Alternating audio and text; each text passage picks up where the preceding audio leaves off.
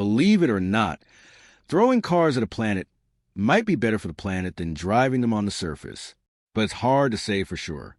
Volkswagen, as you've apparently heard, has been cheating on pollution tests since 2009.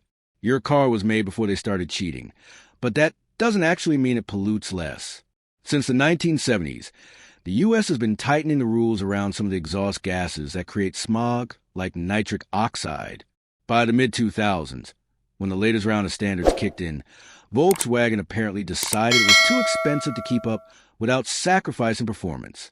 Instead, they modified their cars to cheat on the tests, then lied to customers about how clean their cars were. If you somehow put your car in orbit, then let it re-enter the atmosphere and burn up like a satellite, that would put an end to the tailpipe pollution. On the other hand, burned fragments of your car and body would be scattered throughout the stratosphere. So what impact does space debris have on our air?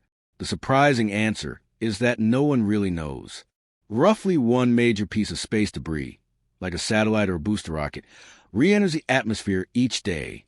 We talk about them burning up, but they don't really disappear. Big chunks of them make it to ground, usually falling in the ocean or landing in the desert somewhere. Other dust and fragments are scattered throughout the stratosphere, and no one really knows what effect they have on anything. Your car's shockwave would also create nitric oxide, which would, briefly, eat a small hole in the ozone layer. That hole would close up quickly, and the overall impact on the ozone layer would be small compared to other sources of ozone depletion. While your car would briefly harm the ozone layer, it would help with global warming.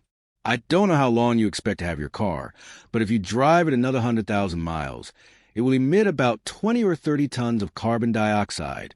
By destroying your car, it's true that you'll be literally putting carbon into the atmosphere, but not nearly as much as you will by continuing to drive it. In the end, the real problem isn't the reentry, it's the launch. Rocket launches have a much larger impact to the environment than reentry, although it's still small in the grand scheme of things, since we don't launch very many rockets. Which raises a final question. What are you and your car doing in orbit in the first place? Are you the only one? Or have all cars been teleported into orbit? If so, we could be in trouble. It's unlikely that any one piece of satellite debris will hit someone, but there are several 100 million passenger cars in the United States alone. If all of them were suddenly shot into orbit and allowed to re-enter, it's likely that somewhere between a few hundred and a few thousand people would be injured or killed by falling engine blocks, transmissions, and half-melted axles. On the other hand, about 30,000 Americans are killed each year in motor vehicle accidents. So while launching all our cars into space and letting them fall back down and hit us might sound like a bad idea, it's arguably a lot safer than continuing to drive them.